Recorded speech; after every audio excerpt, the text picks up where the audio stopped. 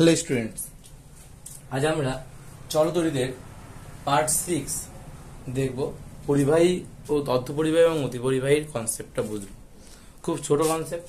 পরিবাহী বলছে পরিবাহী কাদের বলা হয়? যেসব পদার্থের মধ্য দিয়ে সহজেই বা যেসব পদার্থই বলতে পারি আমরা, যেসব পদার্থের মধ্য দিয়ে সহজেই তড়িৎ প্রবাহিত হতে পারে। সহজেই কি হয়? তড়িৎ সহজেই প্রবাহিত হতে পারে। তড়িৎ সহজেই কি হতে পারবে? প্রবাহিত হতে পারে। প্রবাহিত হতে পারে। প্রবাহিত হতে পারে। তাকে আমরা কি বলি? তাকে আমরা বলি হচ্ছে পরিবাহী। তাকে আমরা কি বলবো? পরিবাহী। তবে আমরা এটা দেখবো পরিবাহীর সাথে সাথে রোধাঙ্কের কি বলি। রোধাঙ্ক কাকে বলে আমরা আগের দিনে বলেছিলাম, আগের ক্লাসে বলেছি। তো রোধাঙ্কের সাথে সাথে মানে রোধাঙ্কের সঙ্গে পরিবাহীর কি সম্পর্ক, বা পরিবাহীর সাথে রোধাঙ্কের কি সম্পর্ক বলছে। যদি কোনো পরিবাহীর উষ্ণতা যদি বাড়ায়, কোনো পরিবাহী যদি আমরা উষ্ণতা বাড়ায়, তাহলে কি হয়? তার রোধাঙ্ক বৃদ্ধি পায়, দ্রুত হারে বৃদ্ধি পায়। যে কোনো পরিবাহী যদি আমরা উষ্ণতা বাড়াই, কি করতে পারি? যদি আমরা উষ্ণতা বৃদ্ধি করি, উষ্ণতা যদি বাড়ায়, তাহলে রোধাঙ্ক বলছে রোধাঙ্ক কি হবে? ব্যাপক হারে বৃদ্ধি পাবে। কোন পরিবাহীর কি বলছে? উষ্ণতা যদি বাড়ায় তাহলে রোধাঙ্ক বৃদ্ধি পায়। কেন বৃদ্ধি পায় বলছে? আর গ্রাফটা যদি আমরা দেখি তাহলে এরকম হয়। এদিক বরাবর যদি অক্ষ বরাবর যদি রোধাঙ্ক থাকে, অক্ষ বরাবর যদি হচ্ছে রেজিস্টিভিটি বা রোধাঙ্ক থাকে, এবং এদিক বরাবর যদি উষ্ণতা থাকে, তো বলছে উষ্ণতা বাড়ানোর সাথে সাথে রোধাঙ্ক ব্যাপক হারে বৃদ্ধি পায়। উষ্ণতা বাড়ানোর সাথে সাথে রোধাঙ্ক ব্যাপক হারে বৃদ্ধি পায়। এটা হচ্ছে গ্রাফ, যে উষ্ণতা বৃদ্ধি পাচ্ছে সাথে সাথে রোধাঙ্ক কিন্তু ব্যাপক হারে বৃদ্ধি পাচ্ছে। এটা গেল আমার রোধাঙ্কের সঙ্গে উষ্ণতার সম্পর্ক পরিবাহীর ক্ষেত্রে। এই হচ্ছে গ্রাফটা, পরীক্ষায় আসতে পারে, মাঝে মধ্যে আসে সব গ্রাফগুলো। তো আমাদের কথা হচ্ছে উষ্ণতা বৃদ্ধির সাথে সাথে রোধাঙ্ক কেন বৃদ্ধি পায়। কোন পরিবাহীর ক্ষেত্রে কি হয়? এটা যদি একটা পরিবাহী হয়, এটা আমি ধরলাম এটা একটা পরিবাহী। তো এই পরিবাহীর ক্ষেত্রে এর মধ্যে প্রচুর মলিকিউল আছে, এর মধ্যে প্রচুর অণু আছে, আয়ন আছে। সেই আয়নগুলো কি হয়? যখন আমরা উষ্ণতা বাড়াবো তখন আয়নগুলোর বেগ বৃদ্ধি পায়, এবং এর মধ্যে ফ্রি ইলেকট্রন আছে। সেই ফ্রি ইলেকট্রনের কি হয়? গতিবেগ তখন বাড়তে থাকে। কি হয়? এর মধ্যে ফ্রি ইলেকট্রন গুলো আছে, ফ্রি ইলেকট্রনের কি হয়? গতিবেগ বৃদ্ধি পায়, এবং ফ্রি ইলেকট্রনের গতিবেগ যত বৃদ্ধি পাবে তত কিন্তু আমাদের তড়িৎ প্রবাহ উল্টো দিকে তত পরিমাণে বাড়বে। আমরা জানি ফ্রি ইলেকট্রন যেদিকে প্রবাহিত হয়, তড়িৎ প্রবাহ ঠিক তার উল্টো দিকে হয়। তাহলে কি বললাম? একটা ধাতু মধ্যস্থ যে আয়নগুলো আমার আছে, সেই আয়নগুলোর কি হচ্ছে? উষ্ণতা বৃদ্ধির সাথে সাথে তার কি হচ্ছে? তার পরিবাহিতা বেড়ে যাচ্ছে। তার পরিবাহিতা বেড়ে যায়, ঠিক আছে? উষ্ণতা বৃদ্ধির সাথে সাথে কি বললাম?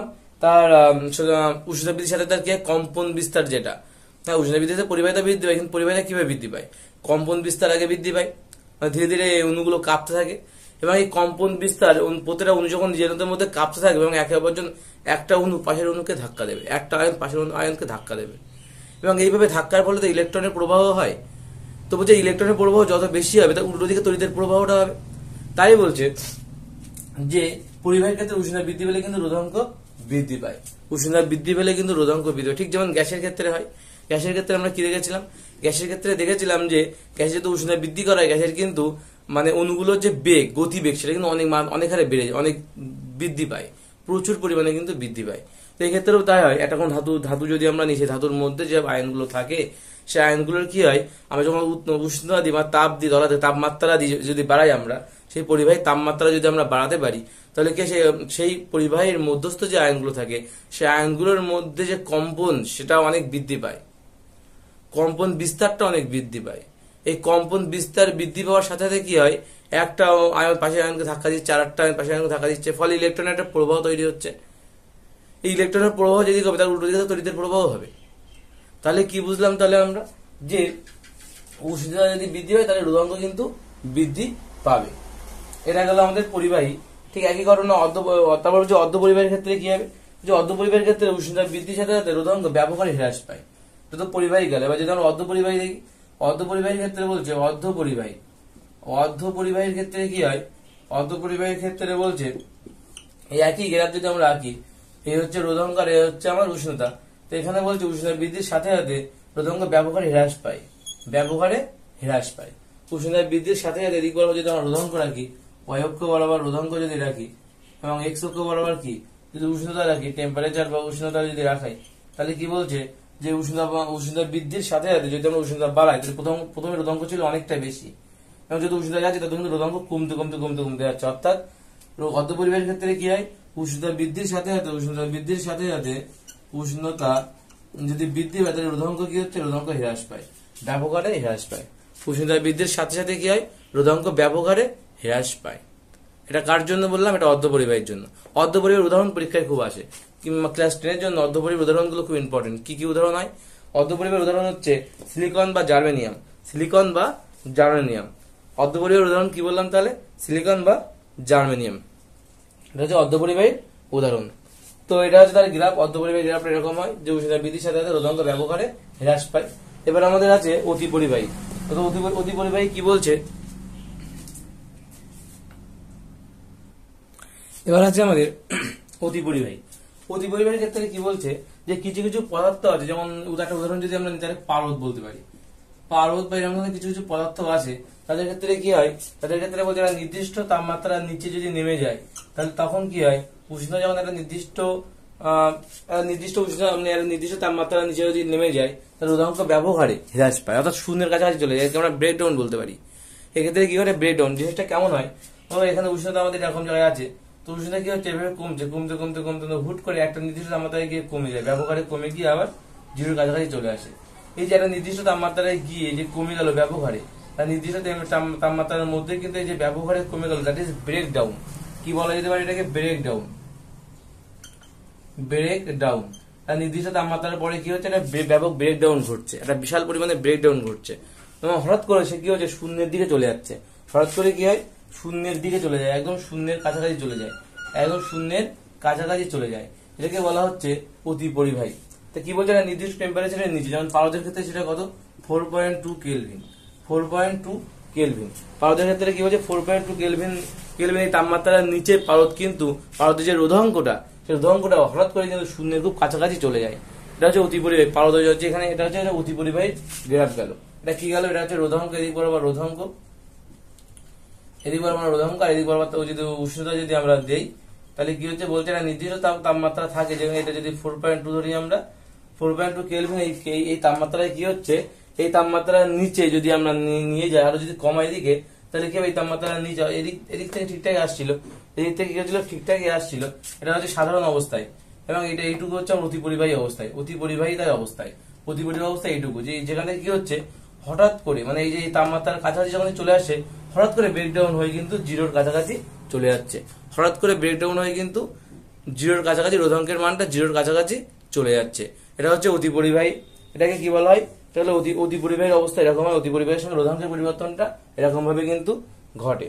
অতি পরিবাহীর সঙ্গে রোধাঙ্কেরটা এভাবে ঘটে। আর এখানে যে কথাটা বলার আছে, যে তাপমাত্রায় এই ব্রেকডাউনটা ঘটছে, যে তাপমাত্রায় কি হচ্ছে? ব্রেকডাউনটা ঘটছে, যে তাপমাত্রায় এটা ঘটছে, তাকে আমরা বলি সংকট উষ্ণতা। তাকে আমরা কি বলি? সংকট উষ্ণতা। যে তাপমাত্রায় হঠাৎ করে, যে তাপমাত্রার নিচে নেমে গেলে হঠাৎ করে রোধাঙ্কটা কি হয়? শূন্যের কাছাকাছি চলে যায়। যে তাপমাত্রার নিচে নেমে গেলে হঠাৎ করে কি হচ্ছে? রোধাঙ্ক শূন্যের কাছাকাছি চলে যাচ্ছে, সেই তাপমাত্রাকে আমরা কি বলবো? সেই তাপমাত্রাকে আমরা বলি সংকট তাপমাত্রা বা সংকট উষ্ণতা। তাকে আমরা ক্রিটিক্যাল টেম্পারেচার বলা হয়। তাকে লেখা এইভাবে, টি পার কাছে সি, সি মানে ক্রিটিক্যাল আর টি মানে টেম্পারেচার। ঠিক আছে? ক্রিটিক্যাল টেম্পারেচার বা টিসি বলা হয় তাকে। টি সাপেক্ষে আমাদের পায়ের কাছে একটা সি বসবে। ঠিক আছে? এটা হচ্ছে আমাদের অতি পরিবাহী গ্রাফ। এবং অতি পরিবাহী এখান থেকে যেটা পরীক্ষা আসে প্রায় সংকট উষ্ণতা। এটা খুব খুব ইম্পর্টেন্ট একটা সংজ্ঞা। সংকট উষ্ণতা বা সংকট তাপমাত্রা কাকে বলা হয়? ঠিক আছে? এটা কিন্তু খুব ভালো একটা কোশ্চেন কিন্তু পড়তে হবে। এটা আমার সঙ্গে গ্রাফটা মনে রাখতে হবে। কত তাপমাত্রায় পারদের ক্ষেত্রে 4.2 কেলভিন, এই তাপমাত্রার নিচে নামলে কিন্তু পারদের রোধাঙ্কটা শূন্যের কাছাকাছি চলে আসে।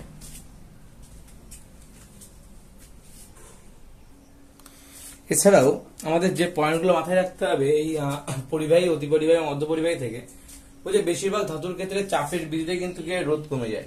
কি বলেছে? বেশিরভাগ ধাতুর ক্ষেত্রে চাপের যদি বৃদ্ধি হয়, তাহলে কিন্তু রোধ কমে যায়। এছাড়াও কি বলেছে?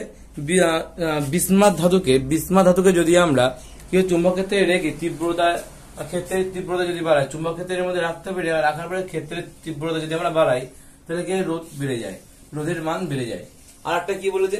সেলেনিয়াম ধাতুর উপরে যদি আমরা আপাতিত আলোর তীব্রতা বাড়াই, আপাতিত আলোর তীব্রতা যদি বৃদ্ধি পায়, তাহলে কিন্তু কি হয়? রোধ হ্রাস পায়। এই তিনটে পয়েন্ট থেকে কিন্তু মাঝে মাঝে শর্ট কোশ্চেন আসে। সবচেয়ে বেশি ইম্পর্টেন্ট লাস্টের দুটো, এটা এবং এটা থেকে প্রায় কিন্তু শর্ট আসে।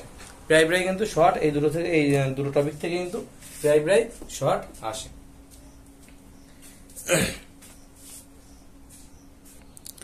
আমাদের এর পরের টপিক হচ্ছে তুল্যরোধ এবং শ্রেণীর সমান্তরাল সমবায়। কি বলছে তুল্য রোধ জিনিসটা কি? রোধের সমবায় মানে হচ্ছে একাধিক রোধের যোগফল বা একাধিক রোধ পরপর বসে আমরা রোধের সমবায় পাই। তুল্য রোধ বলছে যদি কোনো তড়িৎবর্তনীর দুটো বিন্দুর মধ্যে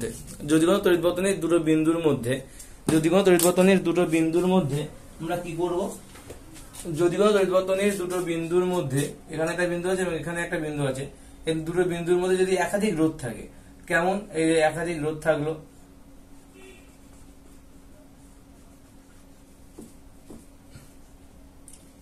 যদি এরকম একাধিক রোধ থাকে তাহলে বলছে এই বিন্দু, এটা যদি আমার ডি বিন্দু হয়, আমি ধরলাম এর মধ্যে একাধিক রোধ আছে আমার, একটা দুটো তিনটে, এটা হচ্ছে R1 রোধ, এটা হচ্ছে R2 রোধ বা এটা R3 রোধ। যদি আমি একাধিক রোধ থাকে তাহলে সেই রোধগুলোর একাধিক রোধের পরিবর্তে আমরা যদি একটা রোধ ইউজ করি, একটা রোধ যদি ব্যবহার করি, তাহলে কি হয়, এই পরিবাহীর হচ্ছে ভি এবং আই অর্থাৎ বিভব পরিবাহ এবং তড়িৎ প্রবাহ মাত্রা দুটোই কি থাকে, অপরিবর্তিত থাকে। বলছে একাধিক রোধের পরিবর্তে যে আমরা একটা রোধ ইউজ করছি, একটা রোধ ব্যবহার করব, এটাকেই বলা হচ্ছে তুল্য রোধ।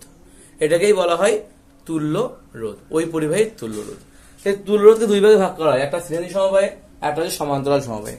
আমরা রোধের সমবায়কে কয় ভাগে ভাগ করতে পারি, আমরা রোধের সমবায়কে আমরা দুই ভাগে ভাগ করতে পারি, একটা তুল্য রোধ একটা শ্রেণী সমবায়, আর একটা হচ্ছে সমান্তরাল সমবায়।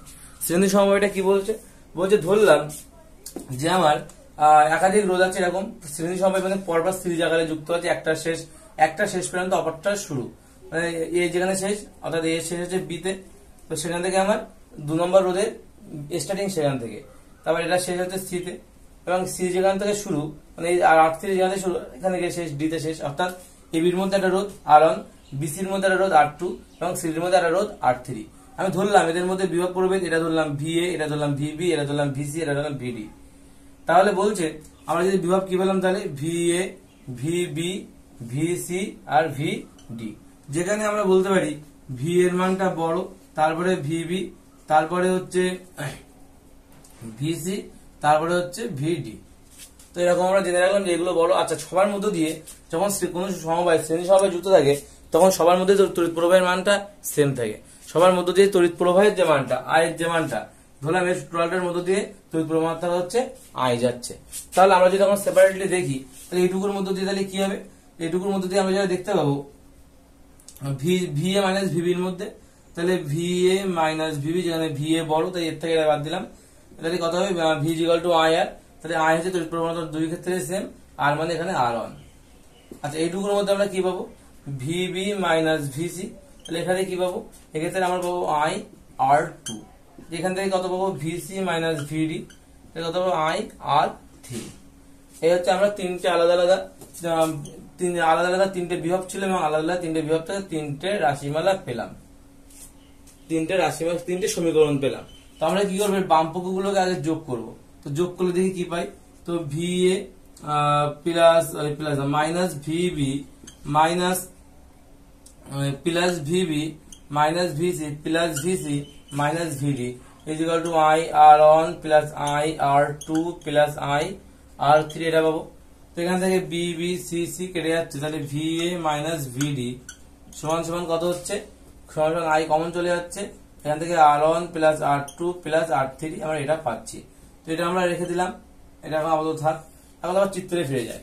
এখন আমরা যদি দেখি যে এই প্রান্তের বিভব আমার A আর এই প্রান্তের বিভব B, মাঝখানে কি আছে আমার দেখার দরকার নেই, এর মধ্যে দিয়ে তড়িৎ প্রবাহ মাত্রা I যাচ্ছে এবং টোটালটার রোধ ধরলাম আমি R, ক্যাপিটাল R।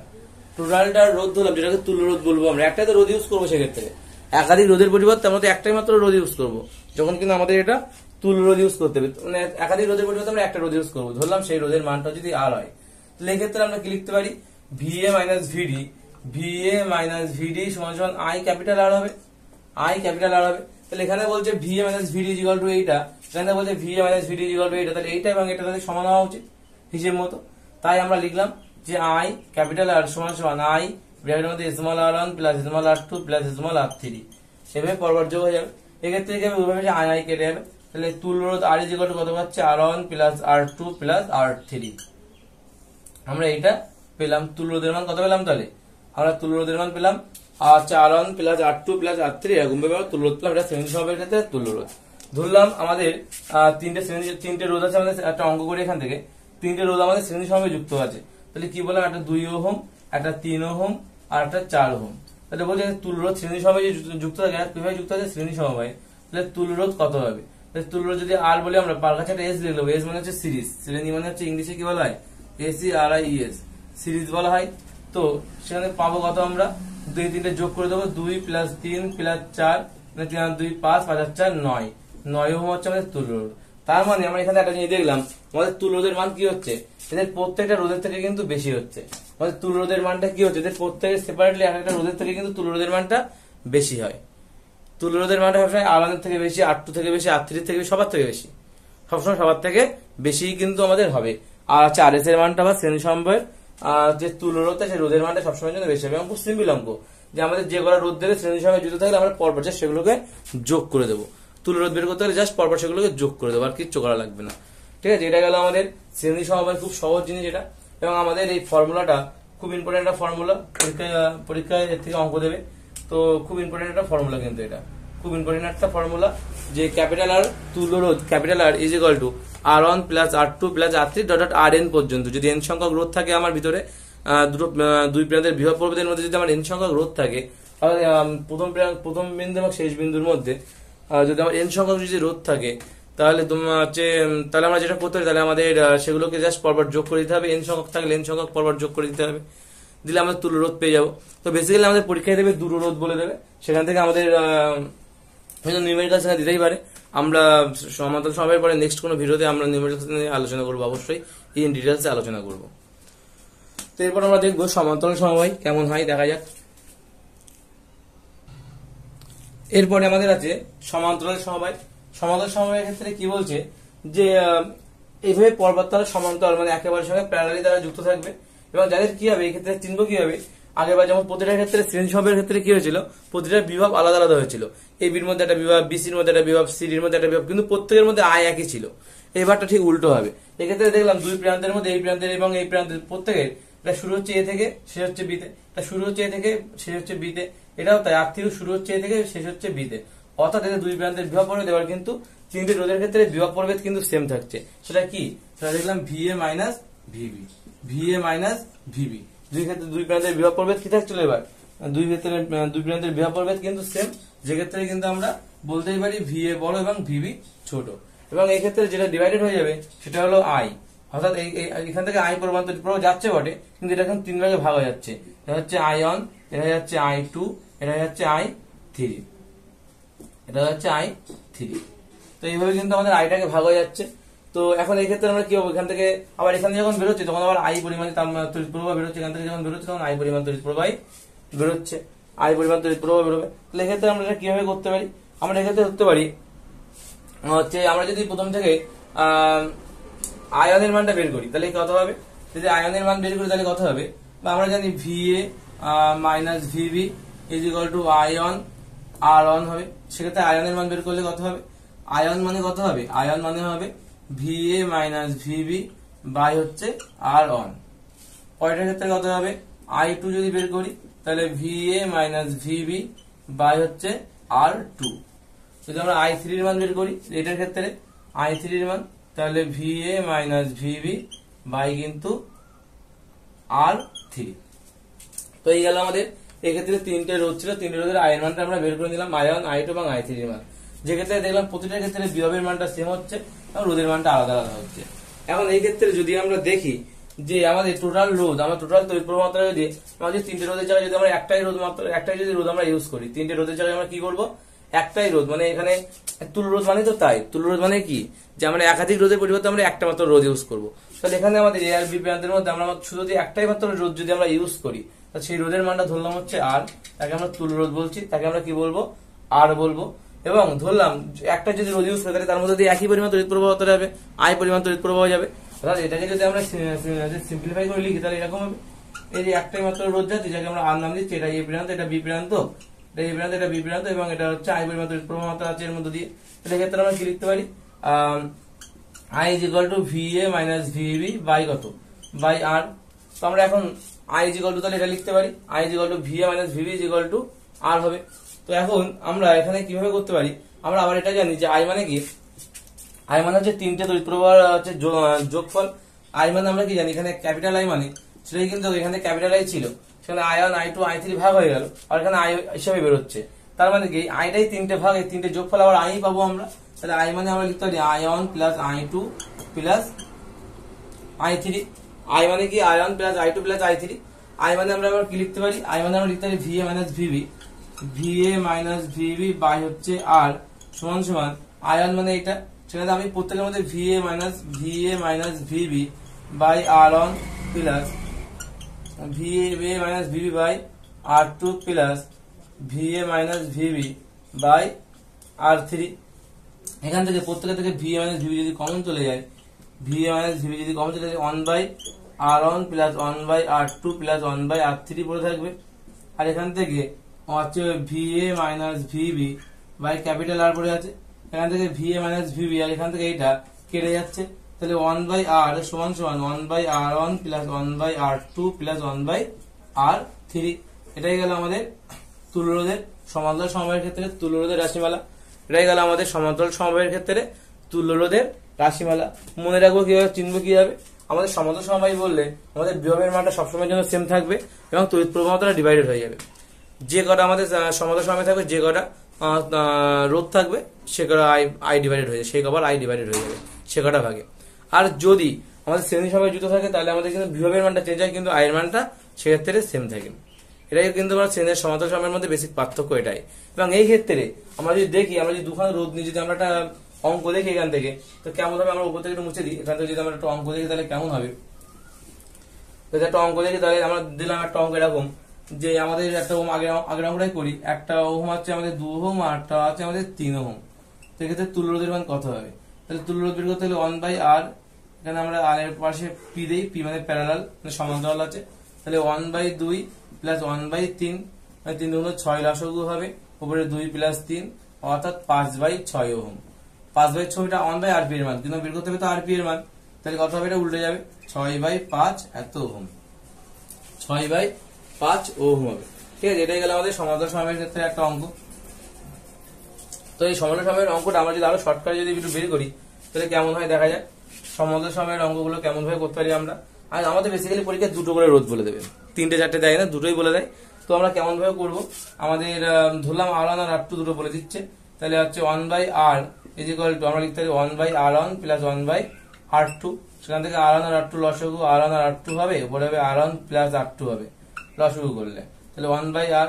তাহলে হচ্ছে এটাকে যদি উল্টে দিয়ে আমরা শুধু আর যদি বের করি, আর বা rp বলতে পারি এটাকে আমরা, rp এর মান যদি বের করি তাহলে r1 r2 বাই কত হবে, r1 প্লাস r2 হবে, r1 প্লাস r2 হবে।